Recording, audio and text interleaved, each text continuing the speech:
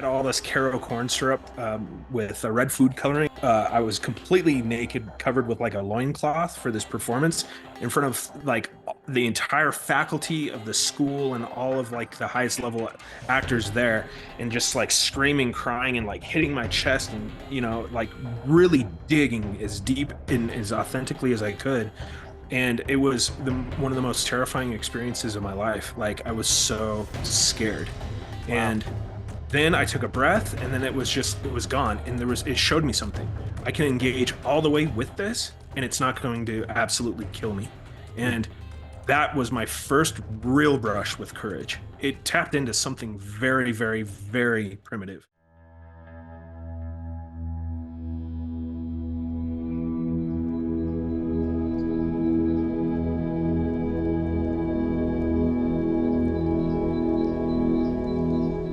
So here we are again with my friend Josh. You've seen him before. You know and love him. He's sometimes known in some circles as the walking red pill.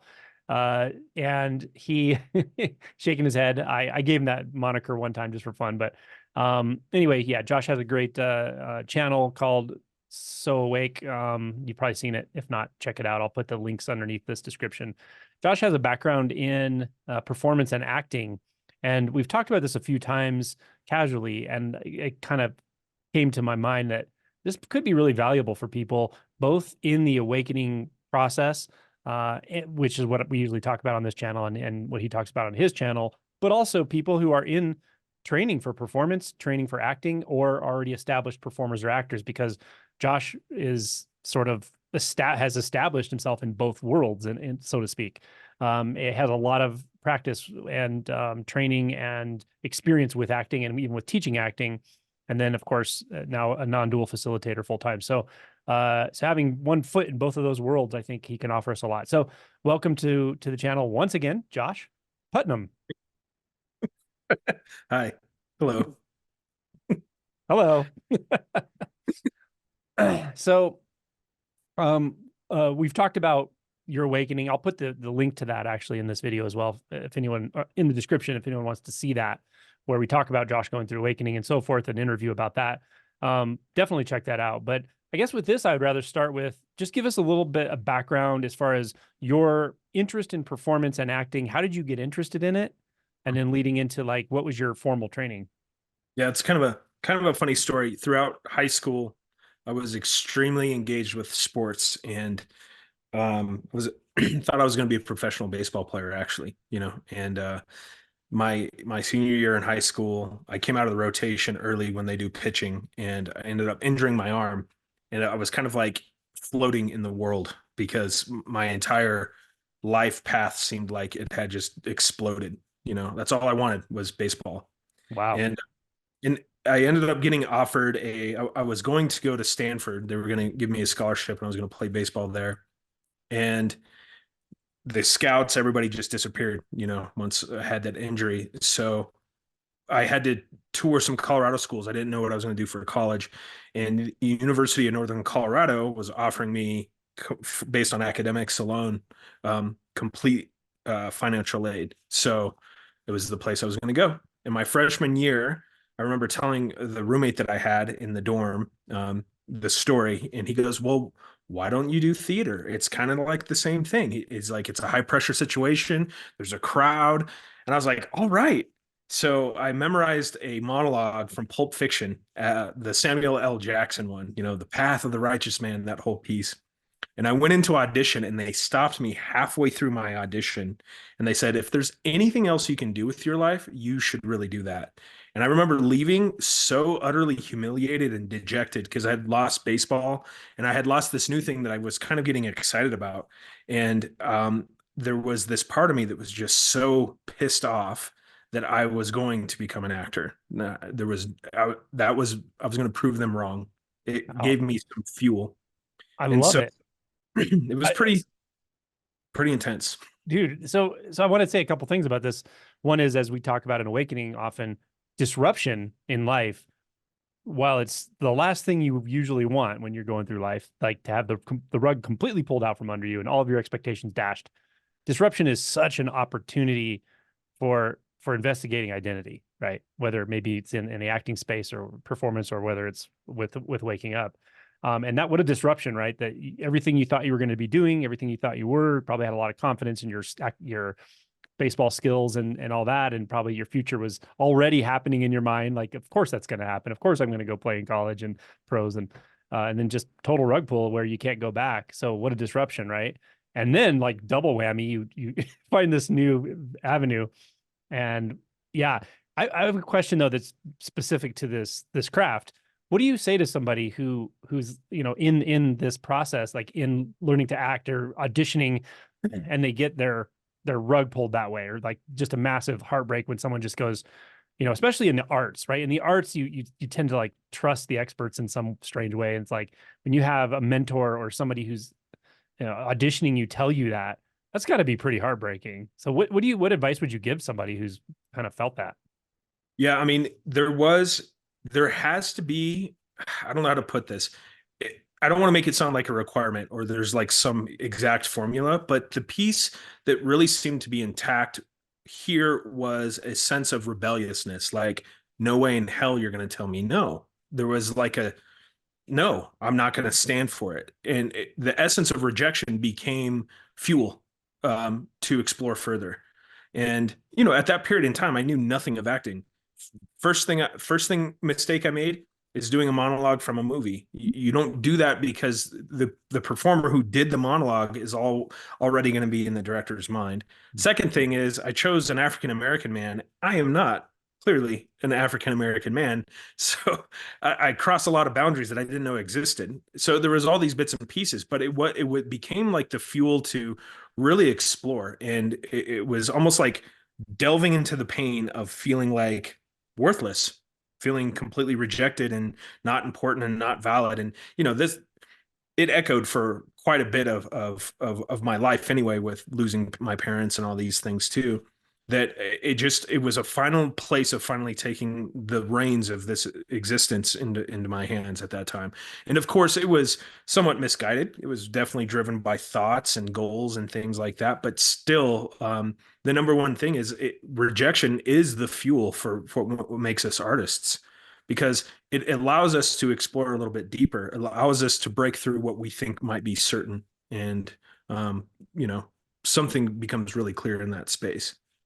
That's so fascinating. I think of a couple of documentaries I've seen.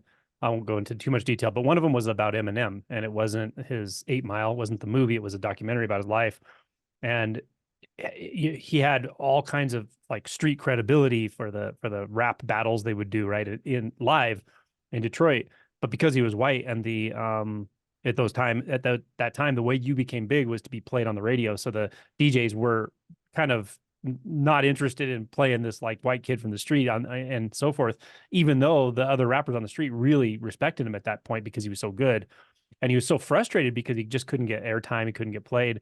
And at least the way this documentary described it, he kind of finally got to the point where he was just so frustrated and so pissed off. He said, "Fuck you, then I'm gonna come up with the stupidest shit I can come up with.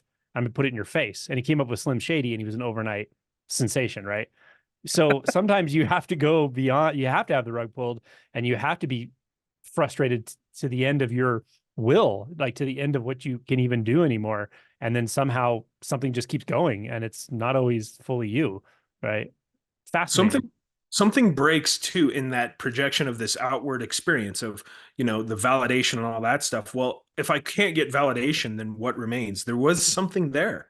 I had to reference something that was happening here, this supposed internal universe that seemed to be there at the time. And it really did. There was a lot of confrontation that showed quite a bit. We could call it growth, but it was a sense of learning something that I wasn't engaging with before. I was always measuring based on external experiences, and I had to go within. That was the only way. There was Mm. nothing to measure against any longer. Yeah, I'm curious now because I really met you. Well, I met you the day you had an awakening or started a very profound awakening, and then I really got to know you more after the sort of self structure wasn't even there anymore.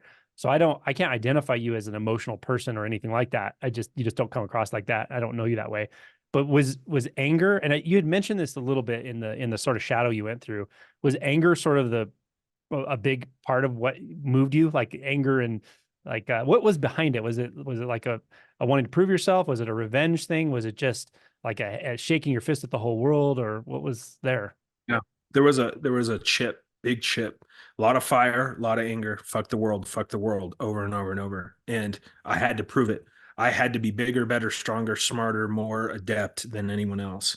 And I could not force this. This was the one place where there was a finesse, which was like a softer approach inward, which really started to shake that foundation. Because in baseball, it was all about intimidation. I'd get that out there on the mound. I'd throw a fastball at somebody's face, and that would pretty much be the entire at bat. You know, they wouldn't want to hit the ball because they didn't want to get hit in the face.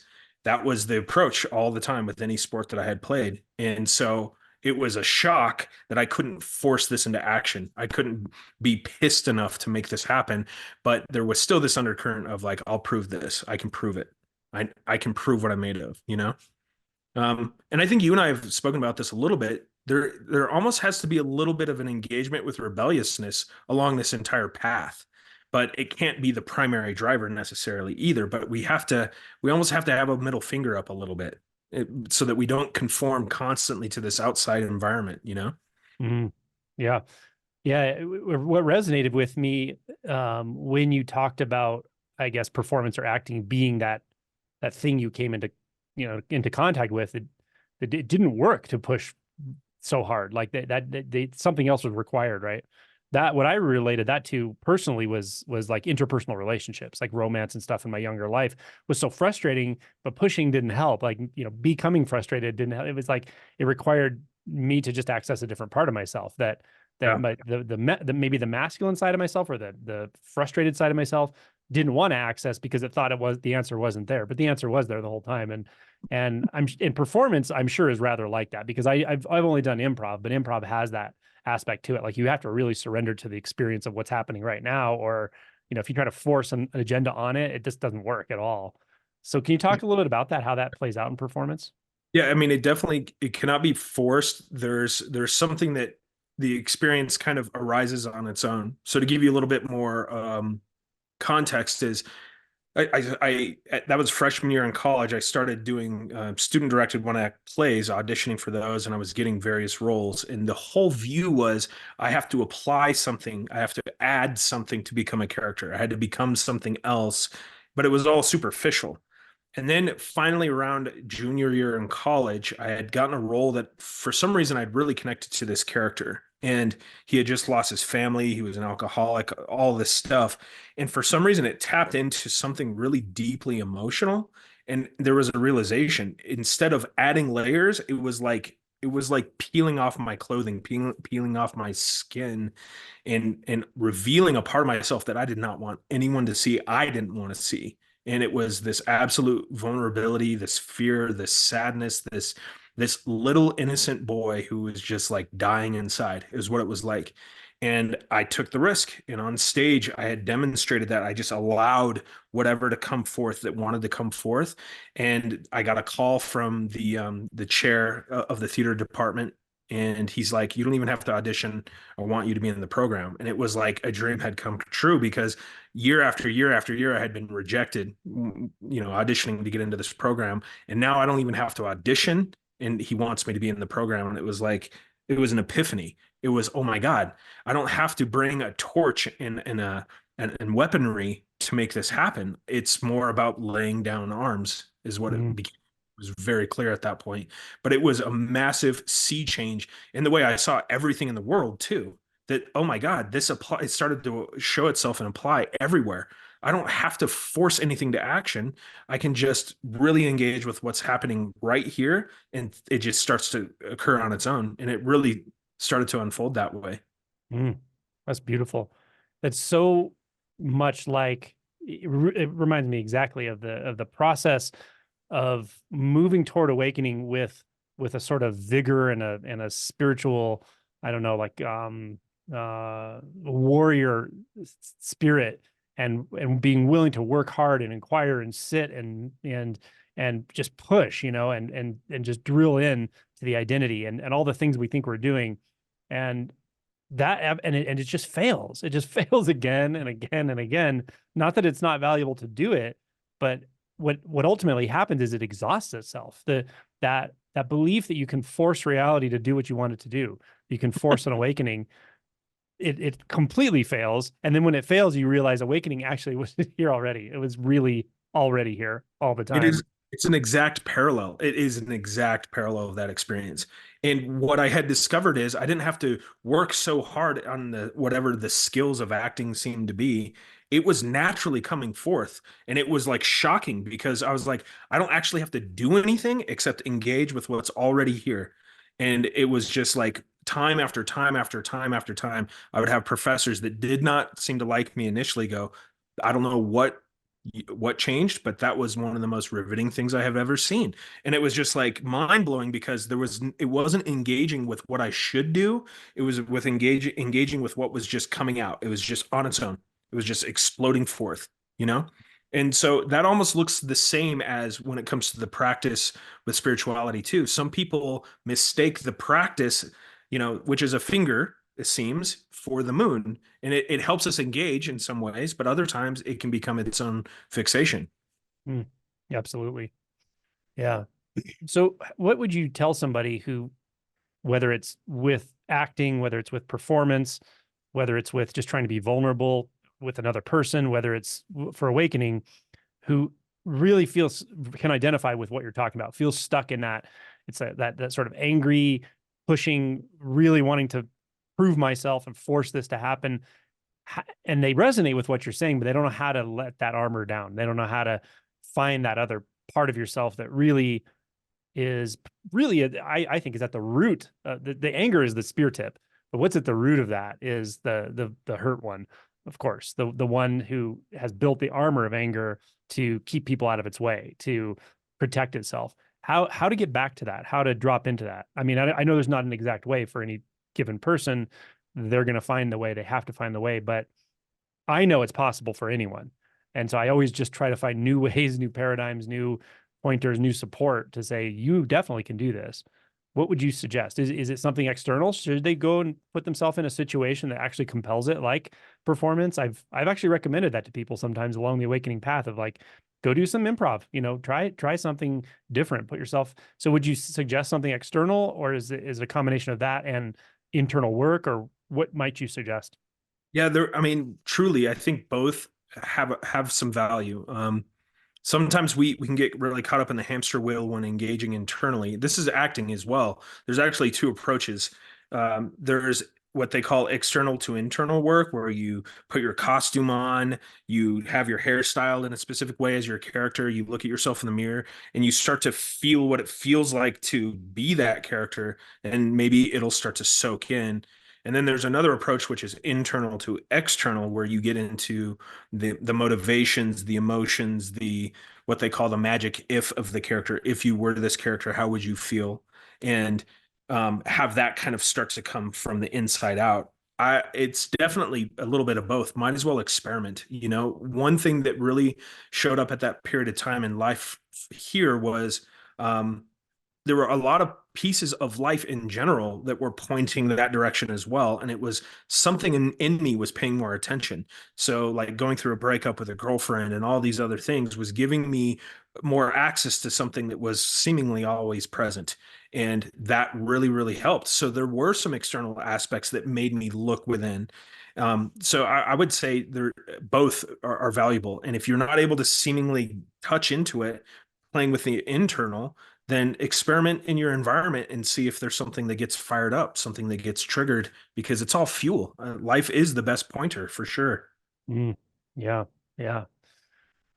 So, so you got into the program, Yeah, and how did things go with that? I mean, was it once you sort of made that shift or that breakthrough, did you feel pretty comfortable with it ongoing, or were there further and further refinements, or how did that play out? there were definitely a lot of challenges, but it became really clear that it was personal challenges, what I was willing to engage with. So when we got into what they call classical styles, we started doing some Greek theater. And Greek theater is known to be kind of over the top with emotion. It has to be really, really big, but it's also expected, at least by the modern form, to be authentic. Mm, And I had been given a monologue to do this performance as Ajax, who had just been tricked by, I think it was Athena, to believe that a whole flock of sheep was an enemy, and he slaughtered all these sheep thinking he was killing the enemy army. And so then he comes to all of a sudden, and he's covered in blood, and his men are looking at him like, what the hell happened to you? And he's absolutely humiliated by the fact that he, went kind of crazy for a while and killed all these sheep. And then that's when you break into the moment. It's always very climactic. And I remember being so absolutely terrified of what I was tapping into, because it was not only anger, but in the middle of the performance, I just started like crying profusely. I had all this Caro corn syrup with red food coloring, and I was pretty much naked. I was completely naked, covered with like a loincloth for this performance in front of like the entire faculty of the school and all of like the highest level actors there, and just like screaming, crying, and like hitting my chest, and like really digging as deep and as authentically as I could. And it was one of the most terrifying experiences of my life. Like, I was so scared. wow. And then I took a breath, and then it was gone. And it showed me something. I can engage all the way with this, and it's not going to absolutely kill me. Mm, And that was my first real brush with courage. And what I mean by that is it tapped into something very, very, very primitive, and I was okay. Everything was mm, okay. They appreciated the performance. Everybody's like, "That was amazing," and people were, there were a few other students crying, and it's like, "Oh my God, you really touched something." And I was like, "Wow, okay." But it was automatic. It wasn't for the result. It was for the moment. mm. Oh, that's beautiful. I love it. Yeah. And that definitely extrapolates again to awakening. There's Oh, periods in this awakening process where you'll hit a fear that's so visceral. It's like you're not even there. There's only fear there. And there's that was no getting out of exactly. that. There's no escape. There's no coping mechanism. There's nothing there's no thought that can make you feel a little better because it's going to go away. It's just the fear is just all there is. Full I on. had no recollection of the performance at all. Mm, Afterward, I had no idea, and that's the best way to put it, Angelo. Is it was only fear. It was only the fear that was there, and it was wow, absolutely purely engaged with. man, beautiful. Yeah, and I mean, and of course, like the fear, that vulnerability, that is the performance. That fear drove the entire. That's why everyone could feel it. The fear of humiliation, the fear of just all of it. The fear of not even being you anymore in that moment. Man, And to be really honest, it was humiliation. It felt exactly like humiliation. yeah, I mean, even though there was like this physical aspect of basically being completely naked, there was more. It was like peeling bone and skin and sinew away and being exposed like the softest, most vulnerable aspect of myself. wow, There was not even a self in that moment wasn't clear. It was just the sensation itself. mm, It was like being pure humiliation. mm. That's so. I mean, to me, it's so beautiful. Also, you almost can't want that. I mean, you can't really want to die into humiliation to that degree or to fear that degree to that degree, but somehow putting yourself in the situation where that can happen, where the conditions can call for that is so beautiful. Also, to give yourself that fully to anything, like anything. It doesn't matter if it's a piece of visual art. And this actually happens with painting, strangely enough. Like if you don't, it's like if you start to just paint and then your mind will say, "Oh, I don't know how to do this. I'm not a good painter." And if you just go, "Wait a minute, that's the thought though. What's the emotion under that?" It's like, "Oh, you start to feel fear actually. You start to feel frustration and anger. And like any art venue, any creative avenue, if you really start to give yourself to it, it will open you up to these deep ancient energies, and they will take you over at some point, and that's when the art really comes alive in my experience, whether it's No doubt. poetry, performance, visual art, music, any of it. I also love how you said you can't want it because I specifically remember after that performance, somebody was like, "You have we should do a Greek show," and I was like, "Never again, man, never. I don't ever want to touch that again," because Yeah. it felt like annihilation. Like it felt like I was dying in the performance, and it was so overwhelming and so intense that it was Mm. just like I was shy Yeah. instantly afterward. There was something that had retracted right away and said, "Nope, don't do that." Man. Yeah, Jennifer Lawrence had a role in a movie called Mother. You ever seen that? Hmm. Powerful movie, and apparently it's something about like Mother Nature and God and these archetypal things, and but she's the sort of wife of this male sort of archetype in this house, and all these things happen and it plays out, but it's profoundly emotional, and the vulnerability goes beyond the usual human, experience of vulnerability that we see in movies, and the way she plays the character is so powerful. But she said that in an interview after that, she said, I will never do anything. I can't, I was so surprised how horrible that made me feel. And I would never do anything like that again. I'm paraphrasing what she said, but she said almost essentially what you just said, that, yeah, it was not fun at all. And I would never do it again. You know? Yeah. Yeah. And really that kind of experience did echo towards some of the deeper aspects of this as well. Mhm. But the relationship definitely does change the more we seem to engage. I don't know else to put that. Yeah. Less of a shyness, less of a retraction. Mm. Yeah. Now we're getting into awakening territory, but I find that, um, this all comes down to death. It all comes down to death, and I mean death in every aspect, not just physical death. Um, and the more you come up against death, the more you acclimate, you can actually acclimatize to it. Um, all I can say is it's fascinating how much capacity we have for experience. Um, but there's no way to know that without doing it, without vulnerably putting yourself in that fire again and again and again and again. And it's only fun. It's only funny now. I gotta say, Yeah, in the that there was nothing funny. no, I know. Yeah, But it gets very, very raw and very full on. Yeah. and then it becomes almost like not even a it's a I guess it's a willingness, but it's just like die, die, die, die, die, die, die, all the time, every moment, every instant, every experience, every interaction. There's something about death, rebirth in there, just like Mm, that. Just turn over. And it becomes natural, yeah. easy, effortless. Yeah. Uh, it feels like love. Absolutely. Yeah, love and emptiness aren't two. It's like staring death in the face all the time, nose to nose. So beautiful. It's so perfect, you know. Yeah. Um, so in the past you had mentioned to me you used the method, or it's method acting, at least in part. Can you talk about that? Like, what was your training in that? What was your experience with that? And how does that how does that work? Yeah. So basically, I don't actually know all the programs throughout the US, but the most prestigious acting programs utilize the method. And Konstantin Stanislavski basically broke acting down into a formula and said, okay, in this is the way the character approaches this, and this.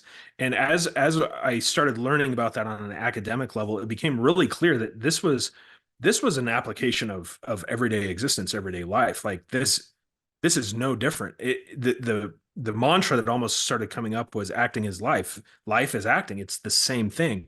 And then I started having this weird kind of separation from looking at um, the way people are behaving toward each other, and it became really clear that everything was these micro manipulations that was the same thing that we were doing in acting, like in order to get another character to do something.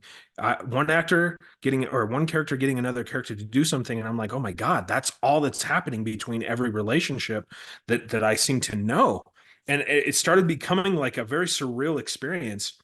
And then as you start to really delve in and get into the character, you lose there's aspects of yourself that are always in the character. There's really no difference. It's like what we're capable of, or like things that we have within us. And as you really dive in and get into that character, something else dissolves. This overarching manager that's watching the actor, it's himself is no longer watching the character. It's just the character for the character's sake. And I Mm. think some people have a real issue in the acting community when it comes to method because they're like, you lose yourself, you lose your identity. But in this direct experience, it was the most absolutely relieving experience ever, because after playing a character and then coming out of it, there was just absolute stillness. There was nothing there waiting for me. Mm. It might soak back in a little bit. You know, you have these things that start to come back in, but it was like really having an off switch for the person. The person would just go to sleep or go away. And then you'd get into the character and you would, that was you. You would be that experience. And then afterwards, it was like utter and then utter abyss, just silence. Mm. And some people, who had practiced that didn't weren't really comfortable with that abyss. But man, it was for for for me, it was absolutely wonderful. It was like, oh my God, there's nothing to have to entertain. There's no responsibility. It's just empty. Yeah. Yeah. Yeah. I mean, that goes right to the sort of final chapter for the spiritual seeker that I might call anatta, or no self-realization. Um, it's the most tragic ending to any story, and at the same time, it's really liberation. It's freedom. Like, not that you ever could, but there's no way you'd ever go back from that once you know what it is. You know it's not there anymore. That wasn't ever there. That took everything from you. It took all of your energy. It took all of your attention. It turned everything inside out and made things look like they're not, and created a world of illusion. And that world pops when the self pops. But I know what you mean, and I'm sure some people really had trouble with the ego attrition that would come with that. I find the same thing in therapy and psychology, interestingly, that there's limitations depending on the client and the therapist and their comfort with actually penetrating the identity structure. But there's going to be limitations otherwise, because at some point you're going to go start to really confront identity as a thing, as a faculty, and you're going to have to really start questioning that, or just seeing that it's not really what you thought it was at all. If you go deep enough with any kind of inquiry. So it's a special kind of problem that comes up in these spaces where we can really start to dig in, like whether it's through acting or a self-processing experience or therapy. All of these avenues, though, can be entry points, of course, which is awesome. It's interesting, but it really is everywhere. That whole experience of that silence or that stillness that tended to show up, there was kind of natural inquiry involved. Like, why do anything? Why want anything was kind of a natural inquiry that would show up. Mm. Because what it seemed like is the narrative was always based on wanting something. Like, it was definitely desire oriented, right? And it was like, why want anything? Like, why need anything? Why get anything? Why get anybody else to like you? Why? And that would just kind of naturally be there. And then it started to kind of unfold in a variety of interesting ways, because then there were definitely reactive behaviors that became a lot more clear. Like, holy shit, this is actually something that wants, but I didn't seem to have access to it before. And Mm. now I can see it, and it's like it seemed very childlike, Yeah. um, very desperately like wounded is what Mm. it was like. Mm. Watching a little kid like lash out, like stop hitting me, basically. I'm gonna hit you back. And it was just really shocking, because before it was clearly me doing these things. And then after, it was like, wait, what is this? It was just a Mhm. curiosity started to unfold. And then I remember sitting down with my friend Will, who had been doing playwriting and things like that. And we created a formula for happiness. And it was all about what we expected and what we got. And in the moment when we kept doing it, we realized that every time you get what you expect, the bar for happiness moves up. And we realized it was an untenable proposition. It's impossible to get happiness. And that gave me some more insight around, oh my God, we're chasing our tails. There's nothing to get. We Yeah. can't get it. Yeah. We can never get it. And then I was just like, there's got to be something else. And I didn't know what that was, but there was a very strong sense of there's got to be something else. Yeah. This can't be it. Yeah. A couple things come up with that is I just want to point out many people realize that, but when there's still a strong sense of self, which is cognitively a disassociated state, that can feel really, really uncomfortable. It can feel like an existential dread that just doesn't go away. It can feel like nihilism. Um, and I just have good news for that person. Like when we talk about awakening, we're talking about penetrating the identity structure. That will look 180 degrees different on the other side. But you got to really be willing to dig in deep and question everything, especially about this, about what you think you are. But yeah, when you start to see those things, it's really good. It's really important to see like all of this seeking is it's just absurd. It's not serving anyone. It's not, and it's in if I get what I think I want, I just want more. It's like the analogy I use is holding the stick with the carrot on the end of the stick and chasing your own carrot all the time. Like it's just endlessly chasing your own fucking carrot, right? It's so unsatisfying. I love that Buddhism calls it unsatisfactoriness. That's the word, a translation for suffering is life is unsatisfactory. Of course, it's life as we usually experience it through the lens of an identity or a separate self. But yeah, so I mean, that's something that if you inquire the right way or it just dawns on you, it really can leave you in a sort of existential dread. And I was that way for my young adult life because I could see exactly that. I could see all the things people talk about chasing and getting so that you can be happy, all the life stages. Like I could just extrapolate from my own experience that none of those are really going to do it. And I actually held out for one. I talked about this in one of my recent videos. I held out for one because I never really had it in a close way, which was a romantic relationship. And as soon as I had a romantic relationship and it ended really poorly in a reasonably short time, I woke up within 2 weeks because that was the last thing. That was the last bastion of hope. And I was like, nope, that's not nothing. There's nothing here in the way I think the world needs to be, the way I'm looking at the world, the lenses I'm looking through. I need to throw it all away. It's not fucking working, you know? And yeah, that's really it. So I just want to point that out for anybody who gets a nihilistic feeling from that, that it's okay to feel that nihilistic feeling. Keep digging though. Keep inquiring, keep looking into what's really going on. As Paul Hederman says, there's someone cooking the books, right? And it's you. You'll look into that identity structure. You're not management material, right?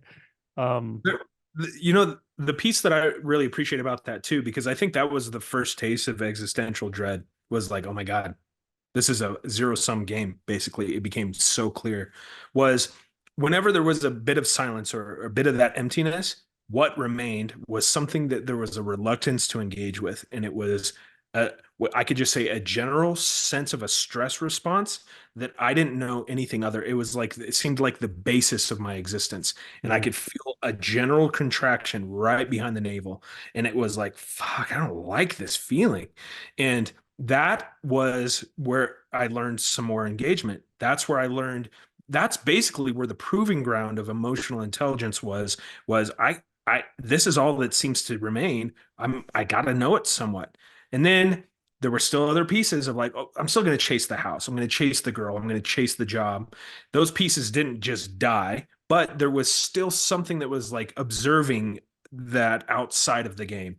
And mhm, that by itself wouldn't trade it for anything mhm, because there was something watching and I knew it. I had touched it, you know? mhm. Yeah. Oh yeah. Yeah, that recognition comes online and yeah, you can have a strong response to it, a fear response, an existential fear response. Sometimes it does sort of fortify you to, even though you don't believe in it anymore, really, to kind of start seeking the material stuff a little bit harder and almost try to distract yourself. But it's okay that the seed has been planted. Or as Adi Shanti has said, like a nuclear device has been planted. It'll go off at some point, you know, and you can just go along your path thinking you're doing whatever you're doing. At some point, yeah, the opportunity to directly confront the fundamental issue will be right in front of your face, you know, and yeah. It was like those things had to play out anyway. Mhm, That the seeking of all those particular pieces still had to play out. But another visceral thing is, yeah, I mean, the romantic love getting blown up, that's a powerful impetus because there was some of that there before I even met you. mhm, yeah, It was just there's nothing left, you know, mhm, there's nowhere else to turn out here. yeah, So here I am. And it did feel like nihilism. The one thing I can say is nihilism and emptiness are really close. One is just not really engaged. yeah, One's yep, disassociated very deeply. exactly. That's exactly it. Yep. And disassociation in its bare form is excruciatingly uncomfortable. It's by nature uncomfortable. Uh, so you're in good territory though when you're feeling that, because it's it's a very stark duality, but it's one that you can actually confront directly, because the problem, what's left, the identity structure, it's sort of left in sharp relief when all the other stuff is kind of like you realize it's just nonsense. And And it was kind of at that point where I knew that I had to trade the pain that I knew for the pain that I did not really know. hmm, Because it seemed untenable right before I had met you that, well, there's the pain, but I already kind of know this. I've pretty much lived this. And then there's this other thing that feels painful, but I don't really know it. So maybe, maybe just see what that's all about. And holy shit, it blew everything up pretty quickly. Like it only took one day at your house for me to really just dig in. But you probably don't remember. There was like deep sobbing during that first meditation. It was just like I don't know what it was, but it was like an eruption of something. I was engaging with something, and then it was just hmm, gone. That's what it was like. beautiful. Yeah. Yeah. And this is it. I mean, this is what I just try to say over and over to people, because there's so many people in this space right here that we're talking about. And it's a paradox. Like my heart, the human part of myself, my heart goes out to somebody who really has had every hope dashed, like every hope dashed. At the same time, it's music to my ears, because Yeah. there's one thing that they can't really be dashed. There's one place you just haven't quite looked yet. And it's really innocent that you haven't looked there, because no one told you to look there. No one told you could look there. In fact, everyone's been telling you to look everywhere but there, really. And they've been doing it innocently. All I do is just go, look there. You Go know how ahead. you were talking about the hokey pokey sticker that you saw? I had one of those moments. I was in Kansas City and I was driving by this billboard and it said hurt good. And it was one of those like injury law firms. But it was like there was a moment of like, that's kind of it. Like good. And I don't mean good like I'm relishing or I'm enjoying the fact that you're in pain, but you're now getting to know what it is because you think you know what it is, but you don't. You Yeah. can't. Yep. You can't know it. That's right. So just be it and see what happens. That's See right. if it counts. You can't know it because you're looking from it. It's like it's like you're not in pain though. That's the thing, is you are the pain. What you're identifying with is the fucking pain. And everywhere it looks, it's like the Midas touch of pain. Like everywhere you look, you see pain. Maybe look here one time. Yeah. One good Yeah. look here. Just one, and it only takes one, one time. I Papa G used to say, I loved it. He'd say, it doesn't take a second to wake up. It doesn't take a half a second to wake up. Yeah. Just stop. It's just, yeah. It cannot reference itself. It cannot find a dividing line. It cannot see itself. There's nothing there. Hmm. That's Hmm. the whole thing. It needs the reference. It needs to blame or point to what? Yeah. Yeah. So I want to back up a couple, I don't know, 20 minutes ago. Something you said reminded me of why I suggested we have this conversation. We were talking about, I think you said you had either developed a sort of strategy of teaching when you were teaching acting, or it was something you had learned. But I think you said what you realized was every character, to get the character, to understand the character, step into the character, you have to realize what they're trying to get someone else to do, or they're trying to it's their micro manipulations. And then I think you said it hit you that like that's all we're doing. And it reminds me so much of like Gangaji talks about this beautifully. She's talks about truth telling. She's like, when you finally realize, like, oh my God, that's what I want, like to see clearly what you actually want, like, oh, wow. So what can you talk about that? What is this business of coming into contact with the truth that we're always trying to manipulate people? So, okay, the best way to describe objective, which is basically what you want as a character, is to basically put it in this phrase. It's one character getting another character to do something. That's all acting really is. And what happens is if we step into it with that form of an objective, the rest of the aspects of acting just kind of automatically fall into place. You develop a natural relationship, conflict arises naturally. All the pieces of story just start to come together as long as you remain focused on getting that character to do something for you. And it became really clear in that holy crap, that's like every aspect of every relationship that I had ever had was basically everyone was like a casualty of war, a way for me to achieve something else. Like I saw the Machiavellianism and what was the most selfish experience, and I didn't even see it before. It was like, holy shit, everyone's a pawn. I don't even know anyone. I don't even have relationships with anyone. It's all still pointing back to what can I get out of it? And that it Mm. just blew my mind because I had this other layer of I'm a good person and I'm loving and I'm giving to people. And I think there was definitely compassion there, but it was still on the outside. It was all these micro manipulations and watching everyone do it, watching kids at like Walmart, I want this car and the crying and all the stuff. I was like, manipulation, it's objective. He wants her to, everything was an objective. And I was like, the whole world is run on these objectives. Yeah. I saw Beautiful. I saw identity for the first time, and it was everywhere. Mm. It was in every glance that every person had been giving each other, except for very few moments where I was in a very vulnerable state, like in love with a romantic partner. In those moments where it started, I mean, and I had very visceral experiences of like, I can't tell where you are or where I am, those kinds of experiences. Everything else was clearly oriented around identity. It was very obvious. Mm. Yeah. Yeah, I find the same thing.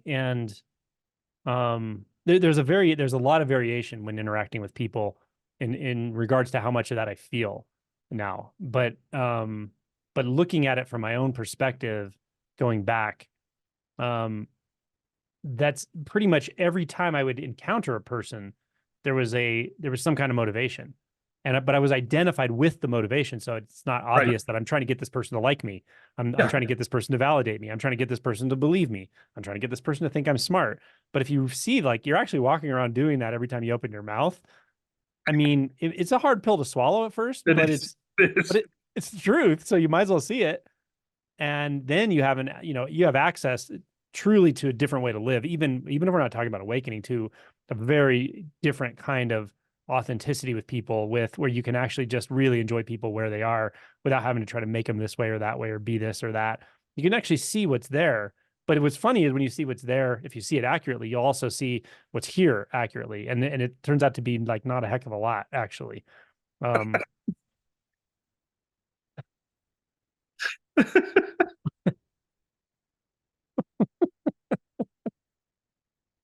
Oh, oh. It was a lot of things left unexamined. It seemed obvious in the midst of these micro manipulations. It seemed obvious that this is what it is to be me or a person. And then when it was examined, it became absurd. I was like, what? mm, That's all it was. It felt obvious, but it was never examined. It was never looked at. And then once it was looked at, it was just obviously like, what the hell? What are we mm. doing? What are we all doing? Yeah, yeah. And then it really translated into a whole bunch of things culturally, uh, economics. Like I started becoming clear that everyone has a job that's absolutely meaningless. Like, and we're driving and commuting and doing all these things for what? Like, how many jobs actually serve zero purpose, And it just started like, it was like, it felt like the entire world was a conspiracy. And I was Mm, like, it's all a conspiracy. So there was some nihilism there. There definitely was some pulling back. yeah. It didn't last forever, but it definitely was a really good glimpse at this is just kind of how identity seems to function. It starts with what seems to be an individual, moves to like family unit, moves to, like city, culture, whatever, church structure, all the way up to civilization altogether. And it's just a whole construct of identity. Mm, yeah. And that kind of scared the shit out of me at first. I was just like, oh my God, I got to get out of here. And Mm, then I eventually realized that where am I going to go? yeah. Yeah. So, so to step into a character, to step out of the character of you, of what seemed to be you before you took on that new character, that new role. Um, what challenges do you find beyond that initial like question of, okay, what is the motivation of this character? What is this character trying to get this other character to do? What is their relation in that way? What other kind of challenges did you find beyond that? Like as you deepened your I don't know, your insight of acting or of portraying a character. There's definitely a huge aspect of honesty. So it was kind of like what you said about Gangaji, where at first sometimes you look at a character and you do not like that character. There's something about them. They seem to be driven by things that you find gross or despicable or somehow off-putting. Yet the more you dive in, you start to find those same exact elements right here every time. And it's just like a shock because there's kind of it's weird. It feels like a shedding, like an instant like drop of something when you realize it, and then you're just like, okay, Mm, here it's always here, it's always here. And so sometimes in classes there would be like a 90-pound woman playing a character that was something like a serial killer, and to watch her shed all of these like meek mousy like preconceptive aspects of her identity and become that, it was just utterly, it just would take you away because clearly it had to have been there for her to be able to approach it in such a way. And mm, then it became clear that, in pointing the finger and judging other human beings, it was all those pieces are here. All those aspects were present. And so we finally dive in, and then you shed all of these preconceptions about who you are, as and we kind of have a separation usually when it comes to method. We have the person, then we have the actor who's doing the job, and then we have the character. And to go from person to actor is usually not very challenging, but for some, going from actor to character can be really challenging because they still want to hold on to aspects of the preconception of who they are or what they are, et cetera, et mm, cetera. But once those things shed, it's instantaneously you're taken over, and the character truly does drive the entire performance. It's as if there's just another entity there, mm. Yeah, and very there's no cool. one there to manage it. There's no one there to say I wouldn't do this at all. There's not even a questioning. You just become it. Yeah, my guess would be, and you can confirm this or deny it, but my guess would be when that's happening, that's what it looks like from the sort of lay audience's perspective to be watching a movie and not noticing there's an actor there at all. Like if you notice someone's acting, they may be a good actor, but they're not to that level. When you're to that level, you probably totally forget there's an actor there, there's a screen there, and there's a body here. You're as absorbed as they are, and That's yeah. it. I mean, that is where I discovered authenticity in performance versus putting on a show, putting on a front. And I think we can all see this, like when we see a performance or acting that we don't really relate to in terms of just the performance in general, not the judgments about the character. There that means that it's very likely that that particular actor didn't drop all the way into the authenticity of character. But when it comes to authenticity, it's absolutely riveting. We have seemingly no choice. We're drawn in instantaneously. Mm, mm. I would imagine you feel it. The body moves differently. Like Oh it's my God. rather physiologic. You have to, I mean, it is a felt experience. You feel the character. Every emotion that character is going through, you're feeling that. You have to. Hmm. You can't fake a feeling. You just can't. Did you ever? This may sound strange to. I don't know if maybe it's actually common. Did you ever give yourself to a character in that way, and then afterward actually go, I might like that character better than this character. Like maybe, or I'll keep an aspect of that character and incorporate it into like Josh. I mean, does that stuff happen? The best way to describe it is an aspect of the person and the actor falls away every time you drop into character. Hmm. Something doesn't return. That's the best way to describe it. Hmm. So I guess you could say something's assimilated there. That's beautiful. Yeah, very cool. It's weird. It seems like with Awakening too, taking enough of a break from the identity, from the character, certain things just return to emptiness on their own. Hmm. They just don't come back. Hmm. And it's like a reboot, and then you come back in, and you're like, oh, okay. It's hard to describe, but it's almost like just enough of that space. And I know there's not really space, but it seems like it that something falls away, something sloughs off on its own. Yeah. Yeah, it is exactly like that. With awakening realization, it's the more time you spend away from the character. These words are a little off because there's no you that's doing this, but the more time that character is allowed to rest or just not be functioning, or there's nothing reacting to it or pushing and pulling on it, uh, the easier it is to notice that it was really never there to begin with. The more we're able to just inhabit this place where there is no character. That's noticeably the case. There is no character here. And in a way, everything else is here. But the funny thing is everything else is empty now because there's no character solidifying it. But that emptiness is so much more intimate than anything that used to be there when we had this dirty little fingers of the character touching everything with its nasty little kid fingers, trying to own everything, trying to be everything, trying to push and pull and arrange everything. It was just never there, you know, man, everything just functions so perfectly on its own. That, I mean, I didn't really get a taste of that until later, of course, but um, that's the best way to describe it. What's the most effortless experience is just whatever's showing up. Hmm. That's it. And it really does seem to kind of impart itself to everything is perfection as is, Hmm. whatever it is. And it's not like we ever know what it is, but even if we get a glance of what seems to be an appearance, okay, entertain it. Hmm. Maybe it's gone. Maybe it's here. Who knows? Who cares? Hmm. What did you learn from teaching people about this, about acting, about confronting characters and so forth? Yeah, the teaching aspect is interesting because in the throes of teaching, that's where I really started to engage with a lot of intuition.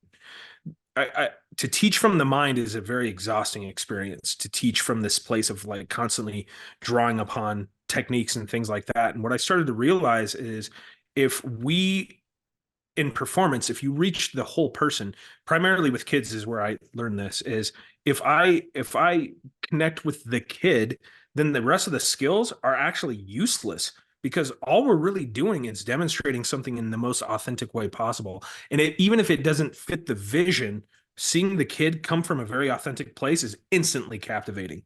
Mm. And so it became more about connection and something that would come up intuitively.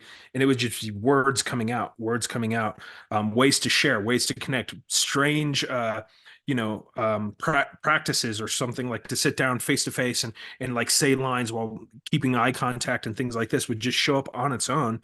And it was a series of with improv, it's yes and it was just like this. There's this willingness when you have a whole bunch of people together that are willing to engage in that way, it just takes a life of its own. Nobody's there doing anything anymore.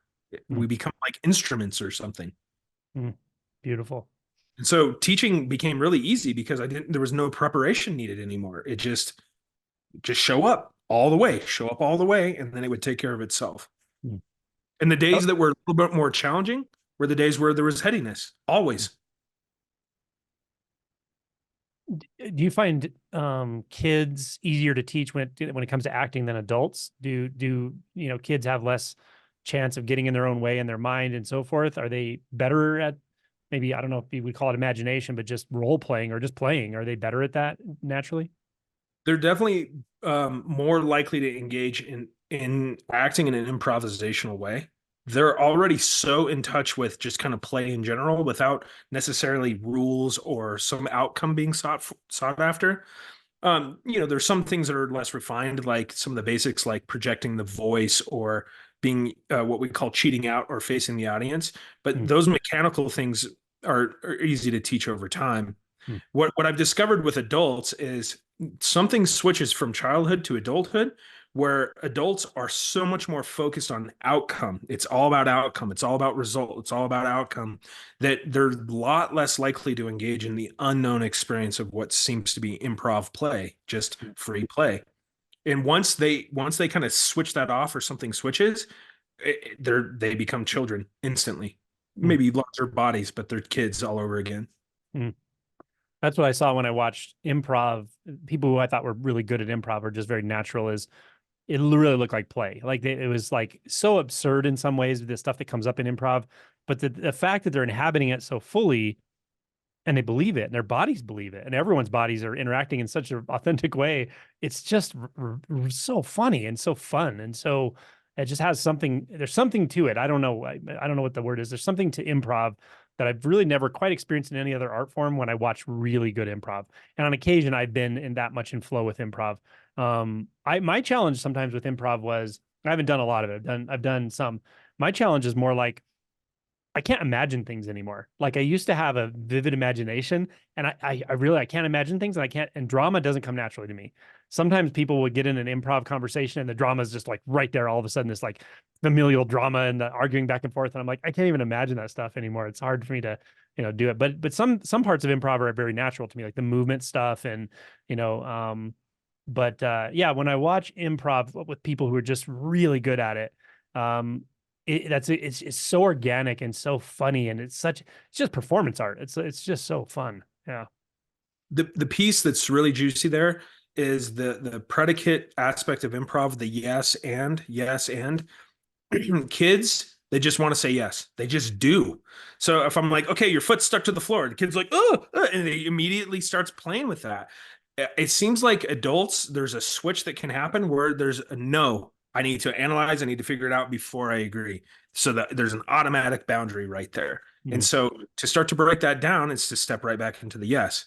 And obviously, I'm not saying say yes to everything. That we have this relative world of reality that you probably want to have some boundaries with. But what things can you explore with saying yes to? Because Mhm. that seems to be the absolute essence of play is just a yes. There's a yes there, a Yeah. willingness, an engagement.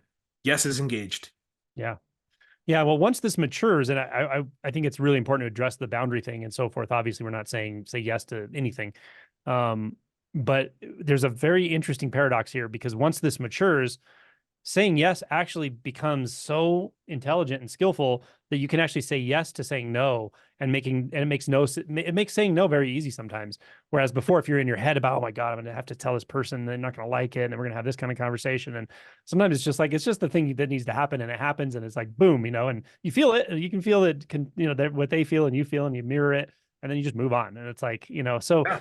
you can learn to say yes to everything, but you have to develop good, healthy boundaries, and you have to thoroughly, I think, integrate in through the emotion body first. Then it does become like life becomes such a flow because there is no, in a way, there's no ability to say no anymore. There's nothing opposing anything else anymore. I mean, that's non-duality, but once it's realized that there's actually nothing that can take a position anymore in regard to anything else, then everything is always in flow, and it's like life is just one big yes, really. Yeah. Well, the best way I describe it, even with kids, is Avalon wants to do something. She wants to go hang out with friends, and it's like 11 p.m. The no still feels like a yes. It Hmm. always feels effortless and like a yes. Hmm. That's the best way to describe it. I don't know how else to put it, but Hmm. yeah, no might come out externally, but it's Yeah. still a yes. Yeah. Yeah. So you're saying yes in so many ways to that. You're saying, yes, I acknowledge what you want to do. Yes, I totally understand where you want to go right now. Yes, I was there. Yes, like I know part of me wants to let you go.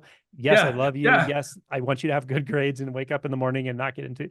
And yes, teenagers can do crazy things sometimes and they need a little bit of structure that I'm going to give, I totally get that. And it's and love. It's yes, it's ultimately love. yeah, and yes, go to bed. Yeah. Yes, get your ass to bed. Have you ever seen the children's book Go the Fuck to Sleep? I think you've told me about it. I don't think I've ever seen. It's a comedy thing anyway. So, um, yeah, man. Uh, this is, to me is just it really is a fascinating topic because there really is so much overlap between performance and awakening. And you and I were both interviewed by a guy who's an actor, correct? And he did a lunchtime. He does Oh lunchtime yeah, talks, and you do a little dance party at the end. yeah. Joel Marshall, I think is right. Yeah, Joel yeah, that's Marshall, him. Yeah, nice guy. Yeah, very cool. really nice guy. Yeah, Mhm. that was fun. That was fun, kind of jamming with him afterward too. Like Mhm. the dance party was great. Yeah, I didn't know we were gonna have a dance party. He's like, you don't mind if we do a little dance party at the end? You can join in. I'm like, all And you're like, yeah, yeah, yeah. right. Yeah. So do you now that everything has happened that's happened and fallen away and so forth, um, do you find it interesting and enticing to do acting yourself anymore, improv or anything like that? Or is it just that, this is already so much improv, it's doesn't really matter that much? And It kind of feels like everything's a performance in some way, but it's tricky because when people hear performance, they think that it's bullshit. No, no, no. It's being in the midst of whatever's happening is what performance really is. Mhm. And that's what it always feels like. It feels like every moment is an improv. Every interaction is something improvisational. And it's just being so engaged with that, that it becomes absolutely effortless. Hmm. There's no sense of what's wrong. There's no wrong. That just seems absurd now. Hmm. Wrong answers, wrong things. It Hmm. just, but at the same time, if feedback were ever come, the adjustment would also be an improv. Yes, okay, adjustment. Yeah. It's that simple. Well, that's because you're not doing the improv. The universe is doing the improv. Yeah, I mean, it really feels like I'm a finger just wiggling, on an alien's ass in some other planet. Yeah. I sometimes feel like it's a little bit like those pieces of seaweed that are like straps that come from the bottom of the ocean and they just sway with the water. It's like, yeah, you could say that's an individual thing, but does it really have individual will? I mean, it's just kind of part of the whole. And yeah, it has that feel where I like Dogen's description of total exertion. It's the whole universe is just coming forth to create a sound, to create a sensation, to create a footstep, to create a burp, to create a Mm. laugh, and just out of nowhere for no reason. I love that part. Yeah. Don't need to create a connection. Screw it. It's good enough as it is. Hmm. Yeah. I don't know. It's like music. That's Feels perfect. another question I have for you. So good enough as it is, I think is that's a challenging part that sneaks into to all aspects of being a human, performance of being a human, but performance of acting and so forth is the feeling that like it's it's not good enough, right? Like I'm always trying to improve a little bit. There's that self-doubt that says, yeah, I mean, I'm doing a good job, but I need to do better, like I will do better. Or how to get at that, how to confront that part of ourself that's always looking to try to do better, but in convincing itself of that, it's really holding back a little bit. In performance, it was absolute just surrender to character, to the moment. And it's interesting because there is other aspects of memorizing lines and things like that, but there's a point where they're so memorized that we don't even have to think, it just comes out naturally too. To be that kind of integrated into whatever the experience seems to be, there isn't a manager, there isn't something evaluating or assessing any longer. And so there's no way to know if it's good enough or not because that doesn't even come up. It's like an absurd reflection. And that really mirrors itself in life too. If we're just that immersed and engaged, what needs to be evaluated? That has to be thought. It has to be something reflective over what compared to what. It just doesn't really, it's strange. Even logically, it doesn't make sense anymore. Hmm. Well, that's the beauty of total exertion is there is no comparison. Comparison doesn't exist. It's a mental faculty that's illusory. There's nothing there. It doesn't point to anything. There's no way to compare because there's no other. There's never an other. There's no self Right. or other, which is really fascinating. There's just appearance, and the appearance stands on its own and it's already everything. It's at the same time it's discrete and it's unique and it's also everything and completely impersonal and one taste. That's that's why ridicule is one of my favorite experiences. Just because when somebody's pointing the finger and they have a lot to say, it's just like I'm like waiting for something solid to appear. Please, like show me something. And there's like nothing there. So it's almost like I feel like I'm agreeing with somebody that's like, you're full of shit. I'm like, yes, Mm, completely full of shit. Like, mm. I don't know how to describe it. Yes, and There's nothing pushing. mm, Pushing against what? yeah, yeah. What is there? It just does it would be like attempting to take a bucket of water and split it into different quadrants and be like, okay, this is A water, this is B water, and Yeah. expect that to exist. Yeah. Or slicing the air in two with a knife or something. Yeah. Mm, So I mean, I understand that secondary mechanism why it's there, but the best way to point is that evaluator is attempting to say anything other than this, anything other than this. So if mhm, you're feeling good, I want to feel better. So I have to have something other than this. Or if you're feeling like crap, I want to feel good. If you really dig into feeling like crap, you won't be able to find crap. mm, yeah. You won't be able to find it. And that was the biggest gift is like going all the way into what seemed absolutely clearly like pain and not being able to differentiate anything there. Mm, yeah. The only way out is in. And that's it. I mean, I know this might be pushy for some people, but pain not only doesn't not exist, but your experience of pain, you don't know what pain is. You can't. That you're experiencing still something at a distance. If Mm-hmm. you go all the way into it, you'll find out it's not what you think it is. It can't be. Mm-hmm. And that's where the part of me that's like simultaneously laughing as there's compassion when people are going through suffering is because you know somewhere in there that this is a joke, and the punchline to the cosmic joke is in the depth of that experience of pain. That's where you find the punchline. Mm-hmm. It might not seem that way right now. You might not Yeah. feel the lead up, but when you get there, you're like, oh my God, this is hilarious. Yeah. It's all Yeah. ridiculous. Yeah. And it's, sometimes I'll say, 95%, 99% of the way will feel like torture, but 100% will feel something very different than you would ever expect. I can't even And say it to you. I can't even say what it is. Even if I said it in an eloquent way, it would oh, just be doing it an injustice. You have to go there. But the beauty is you can. Anyone can. Anyone can go there. Anyone can go. The damn well truth of the situation is your own suffering. That's why the first noble truth of Buddhism is life is, you have to first acknowledge it and don't, just keep adding layers of identity to fool yourself. Acknowledge the suffering and then go right to the core of it. And when you find the core, go to the core of that. When you find the core of that, keep going to the core until you can't find anything anymore. Until you can't find what's looking anymore. that's such a compassionate way to put it too. Yeah, it does seem like 99% of it sucks. But then that 1% becomes like a billion fold experience. Hmm. It's unmeasurable, you Yeah. know? Yeah. And that Oh, 1% is holding back sometimes. It's just often it's a little bit of fear, really. It may feel like a lot of fear when you first touch it, but it's just a fear barrier. There's some fear in there that, and so being willing to investigate, like, what am I really afraid of here? Like, whatever, and be petty, be simple, be direct, be childish. I'm afraid of losing love. I'm afraid of losing validation. I'm afraid of not being at all. I'm afraid of going crazy. I'm afraid of humiliation. Like, find those places that you're afraid of. Find those truths about the human dimension, and all of a sudden, you'll be able to go that extra 1%. You'll be able to let go suddenly, and it's like, oh, wow, yeah. yeah, Mm. that's good. That's so good. That kind of honesty. Absolutely. Love it. Yeah, don't be afraid to say it. And like Angela says, the pettiness, it's probably going to show up that way. So who Mm. cares? That's just Yeah, another judgment too. Just, you know, yeah, I'm afraid I might fart in front of this girl that I really like. Okay.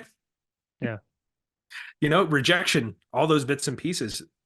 This is where the overlap is. This is where we find out that there is no other person. Mhm. It's the same experience. It's exactly the same. Mm. Yeah. Yeah, be willing to be petty, be willing to admit our fear of humiliation.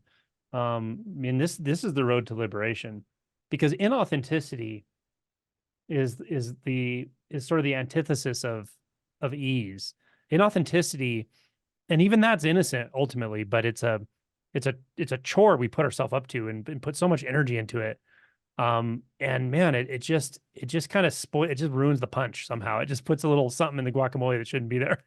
Somebody pissed in the punch. Yeah, right. Exactly. Um, Uncanny valley, I think you use that term. I love that term.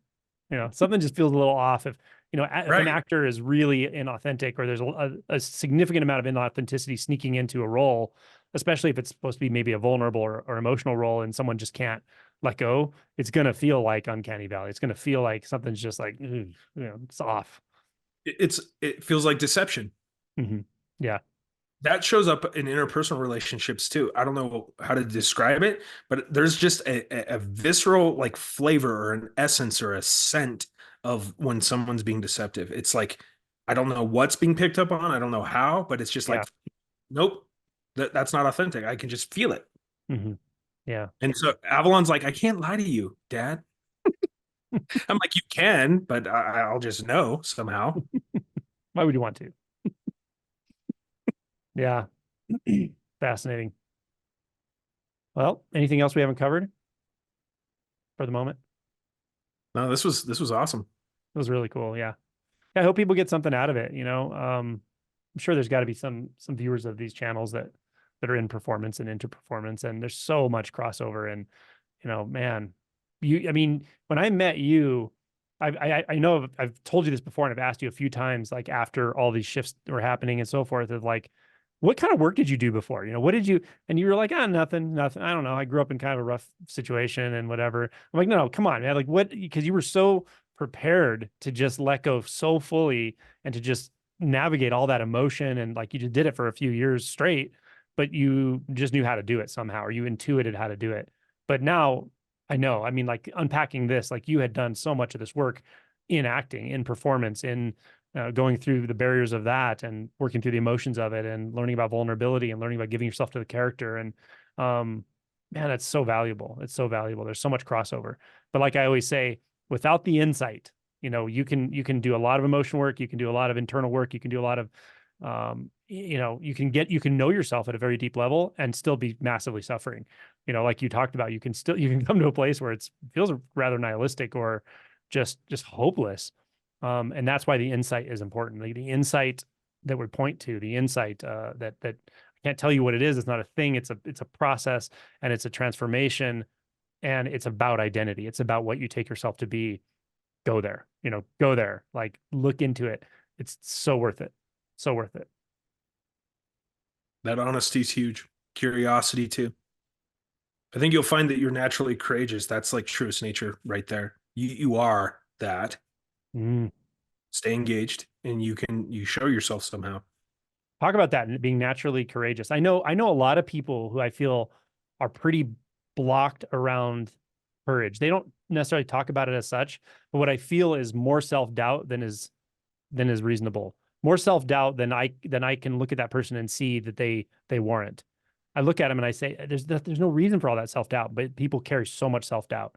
Um, and as you say, the courage is their inherent right. It's their birthright. How do you access that innate courage? There's an element of play on the lights aspect of that in identity, and there's an element of dedication or diligence or vigilance in the kind of deeper or more heavy sense of that. It's willing to go someplace and to see it all, not at the first blush of this sucks, I'm going the other way. Go, okay, this sucks. How much more can I take?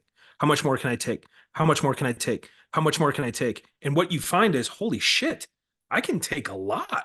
Hmm. I can handle a lot of this sensation. And it's almost like a strange paradox develops where identity is watching this. It doesn't seem like identity can feel, but it's watching and going, I guess there's nothing left to protect. And so it somehow lets itself go. Hmm. It's the willingness to kind of walk through the fire and being like, okay, am I being burned? Hmm? A little bit, but it's not so bad. Am I being burned? And just keep going a little bit. And if there's a point where you turn back around, that's fine because you'll immerse again. And when you do, you're going to be pretty close to the last place you were the last time you stepped into it. And every little time you go in, keep look just like you said. Is there a bottom here? Is there a bottom here? Is there a core? Is there a core? And you just keep going, and before you realize it, there's seemingly nothing there. So everyone has it. It's just there is a willingness to say, I want to see what I'm made of.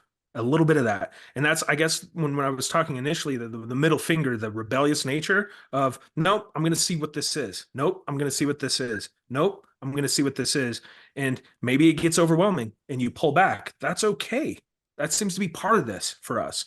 But eventually you acclimate to the hot tub and you eventually go, it's kind of nice in here. Mm-hmm. Yeah. Yeah, I might say it this way as well to anyone who resonates with what we're talking about.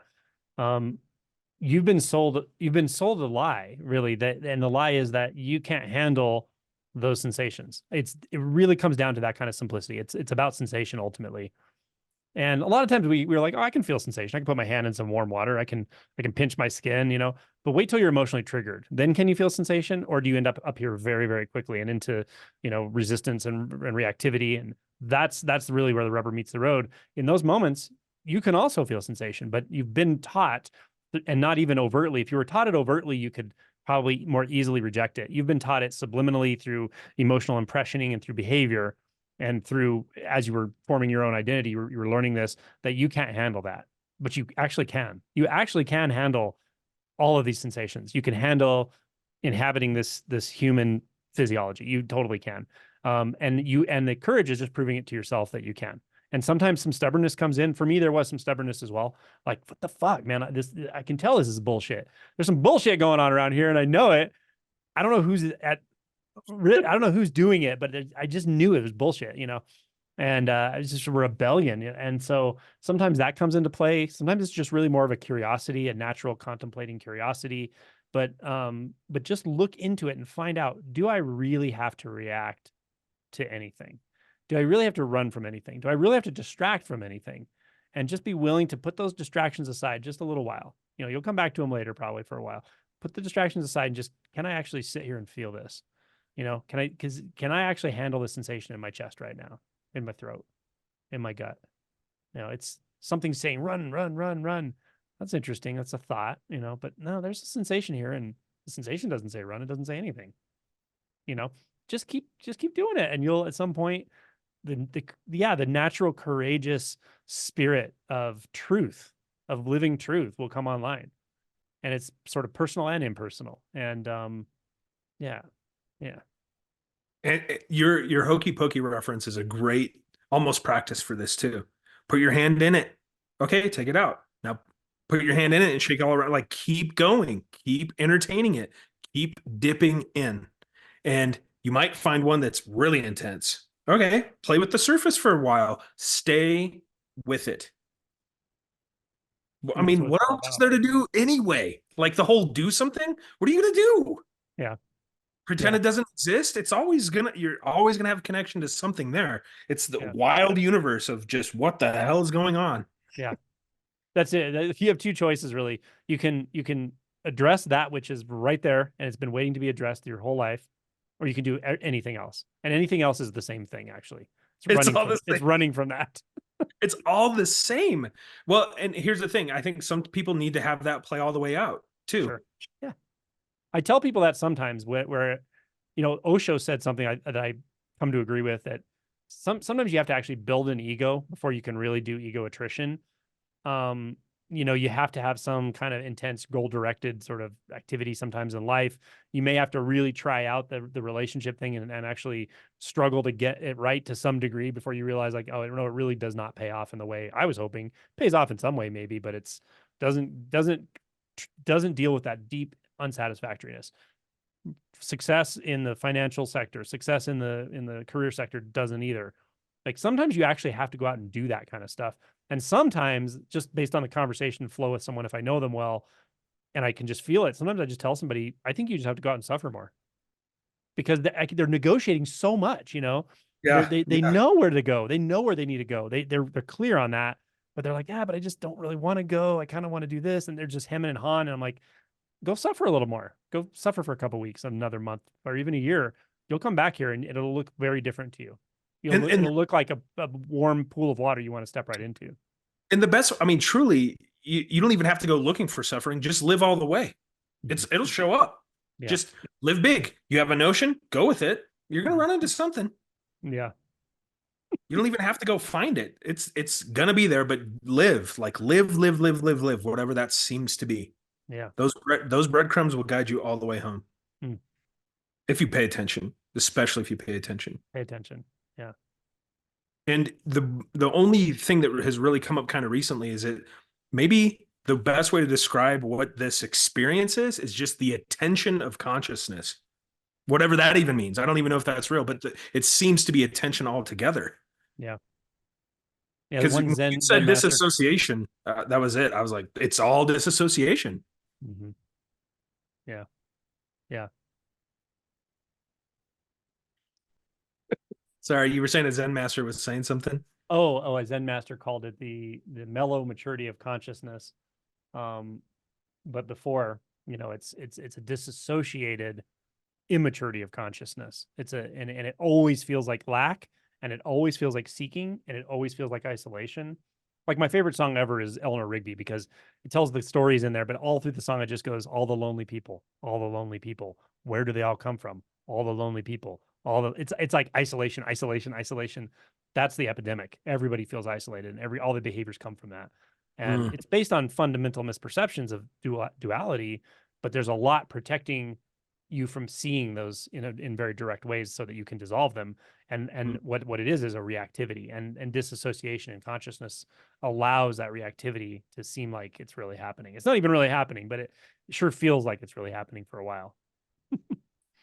Definitely. Hmm. Yeah. All right, my friend. Well, this was a blast. Maybe we'll do it again sometime in a different form. I'm sure we will. All right. And thanks for your experience and wisdom as always. And I hope people get a lot Same. out of this. Yeah. Same. Appreciate you. Yeah. All right. And if anyone wants to find Josh who doesn't already know him, I'll put his links in the description below, and you can check him out.